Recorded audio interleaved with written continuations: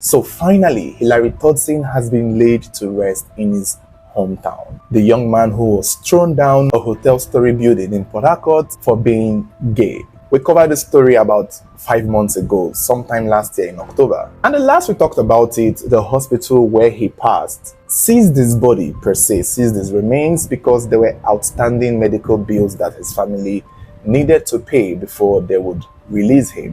And we got to understand that the young man did not exactly come from a home where the family could pay that money, which we hear was about 3 to 4 million naira in total. However, Tailor-Made Foundation stepped in to sort the bills and arrange for his funeral. My name is Valentine Mokpa-Nachebe.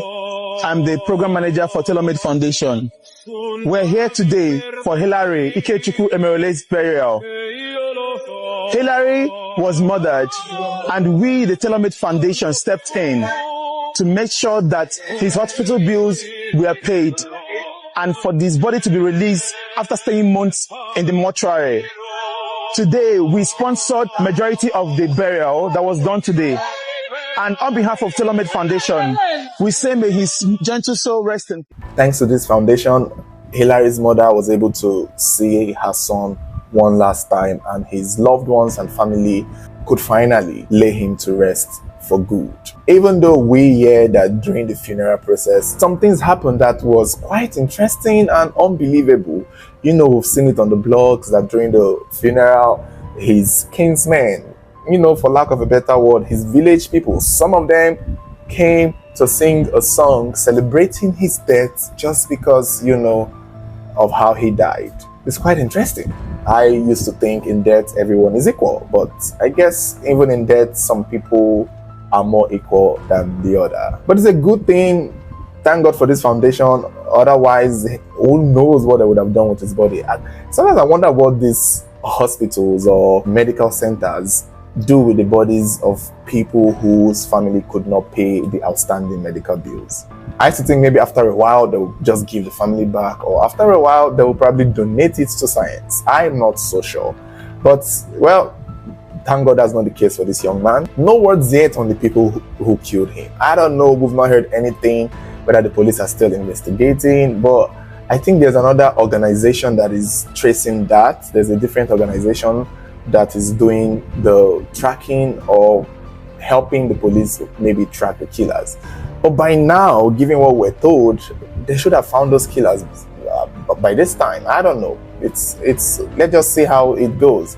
But one thing I know with crime cases like this, once time gets ongoing, people give up, people forget, and people will move on. But the good thing is he has been buried, and I guess that's all. And even though many people are not proud of his lifestyle or life choices, he had people who showed up for him. A lot of people showed up, his friends, his colleagues, people from school, people who care and loved him regardless of who he was, showed up. And at the end of the day, that is what matters. And it's unfortunate. It's such a very painful story, but I guess we move, life goes on. And let's just hope this doesn't happen again, which is ironic because some days back, I was told of a nearly similar case like this. We even saw a video, I think this was last month, of a young social media person who went to a hotel in Ughelli, and a group of guys ganged up on him, filmed him naked, beat him up.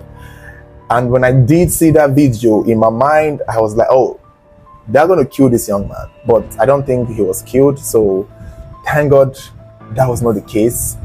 At the end of the day, I feel like it's not even about who you are as a person. There are just evil people out there. Whether gay, straight, or anything in between, there are evil people out there who will set you up and kill you, regardless of what. This is not a thing of who you are or what you do. It's a thing of just evil people doing evil out there. Kidnappers are doing this, and it has nothing to do with orientation.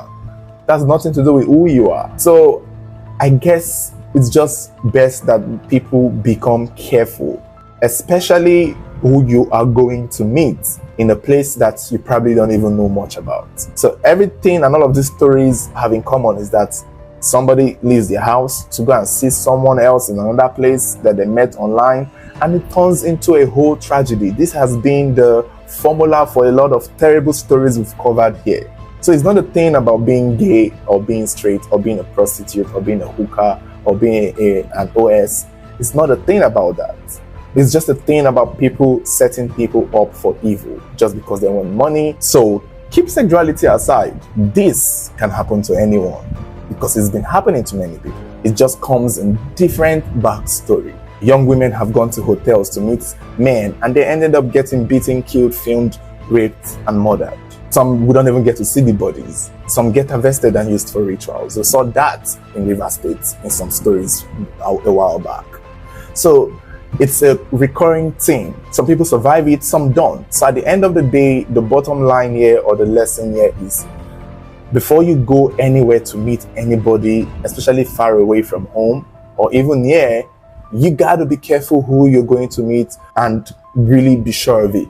Otherwise, you may join the statistics. So let's all be guarded there. Let's all be careful. Let's all be mindful on who we go to meet online, in person, because